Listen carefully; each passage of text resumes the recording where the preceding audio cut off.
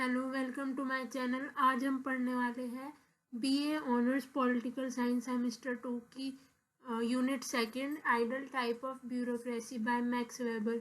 ये video D SOL regular NCERT सब के लिए यूज़फुल होगी और ये न्यू एजुकेशन पॉलिसी के अकॉर्डिंग वीडियो है। तो स्टार्ट करते हैं। Max Weber concept of bureaucracy. The German sociologist Max Weber's thoughts has influenced generation of many scholars on bureaucracy and formal organization. He occupies a central position in bureaucracy model and try to study in theoretical framework. Max weber जो थे ये German sociologist थे। इन्होंने bureaucracy के ऊपर अपनी theory present की है। तो ब्यूरोक्रेसी का मेन वर्ड मतलब ब्यूरोक्रेसी की सिंपल डेफिनेशन ये होगी कि गवर्नमेंट की ऑर्गेनाइजेशन जो कि अलग अलग डिपार्टमेंट के लिए वर्क करती है। He was the first one to use the described term bureaucracy. It is also called bureaucratic theory of management or the Max Weber theory. ये पहले थे जिन्होंने मैक्स वेबर जो थे वो पहले इंसान थे जिन्होंने ब्यूरोक्रेसी को डिस्क्राइब किया और इस ब्यूरोक्रेसी को ब्यूरोक्रेटिक थ्योरी ऑफ मैनेजमेंट और मैक्स वेबर थ्योरी भी कहा जाता है। Weber believe that bureaucracy help in administrating and establishing the organization in the most efficient manner. Bureaucracy simply means desk government. Weber का ये मानना था कि ब्यूरोक्रेसी एडमिनिस्ट्रेशन की ऑर्गेनाइजेशन इस्टेब्लिश करने में बहुत ही इम्पोर्टेंट रोल प्ले करती है और ब्यूरोक्रेसी का सिंपल मीनिंग होता है desk government. For Weber, bureaucracy is an administrative body of officials who all are needed to bring out efficiency in the organization. In his opinion, there is a lot of economic competition in modern era due to capitalist organization require a highly efficient kind of organization system. Weber का मानना था कि bureaucracy administrative body होती है जो कि official होती है और ऑफिसर्स द्वारा रन की जाती है। who all are needed to bring in efficiency in the organisation.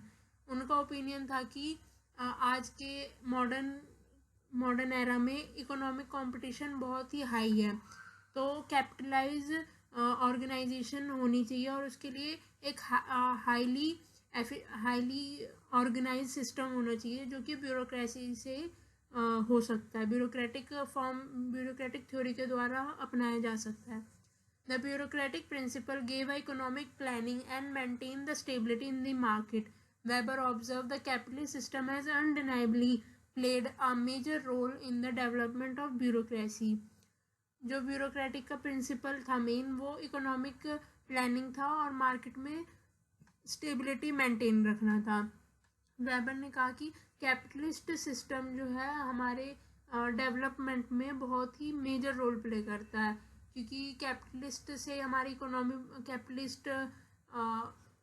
Function से हमारी इकोनॉमी बूस्ट होती है, तो इसलिए ये एक नेशन के लिए बहुत ज़रूरी है।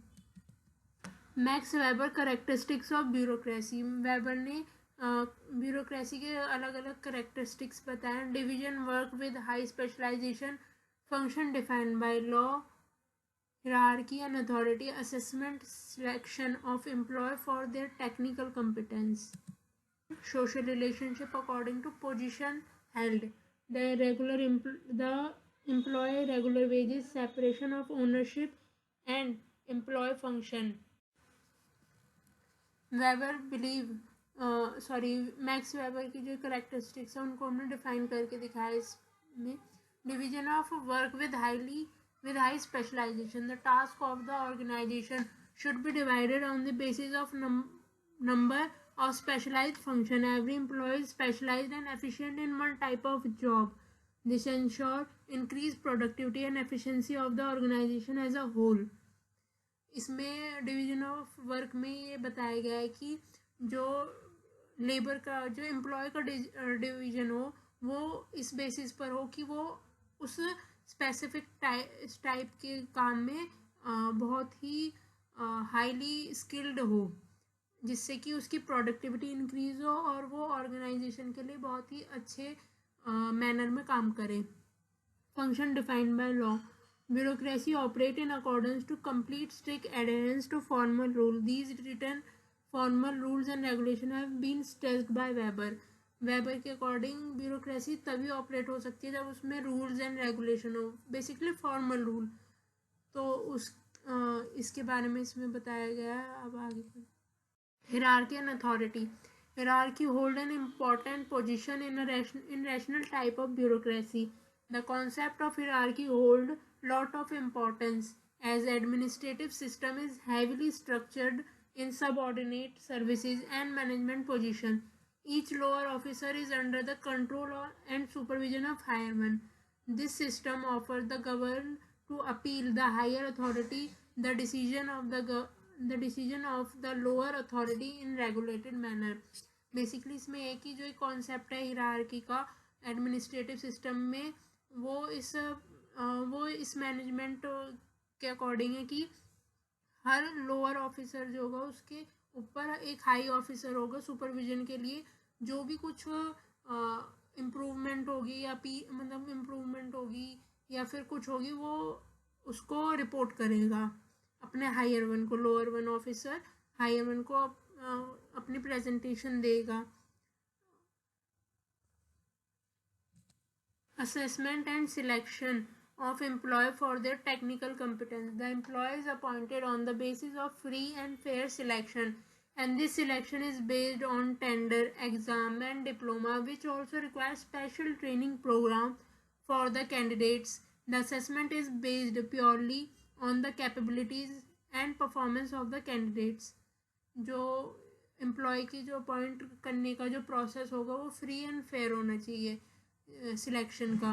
और ये जो सिलेक्शन हो वो एग्ज़ाम के बेसिस पर या उनकी डिग्री के बेसिस पर होने चाहिए. और कुछ जब उनका सिलेक्शन हो जाए तो उन्हें उसके लिए एक बार और अच्छे से स्पेशल ट्रेनिंग प्रोग्राम भी प्रोवाइडेड किए जाने चाहिए जिससे कि उसकी कैपेबिलिटीज़ और कैपेबिलिटी इंक्रीज हो. Formal social relationship according to position held.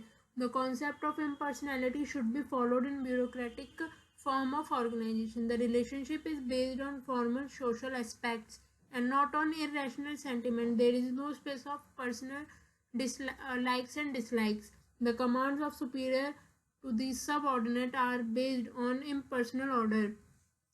Basically इसमें ये कहा गया है कि जो एक एम्प्लॉय का और बॉस का रिलेशन हो वो प्रॉपर फॉर्मल रिलेशन हो. किसी भी हायर वन या लोअर वन में ये वो ना हो कि पर्सनल स्पेस ना हो कि उसके लिए लाइक्स है डिसलाइक्स है. इनको अपने सुपीरियर के कमांड पर अपना प्रेजेंटेशन पेश करना होगा और बस फॉर्मल रिलेशन रखना होगा ब्यूरोक्रेटिक फॉर्म में.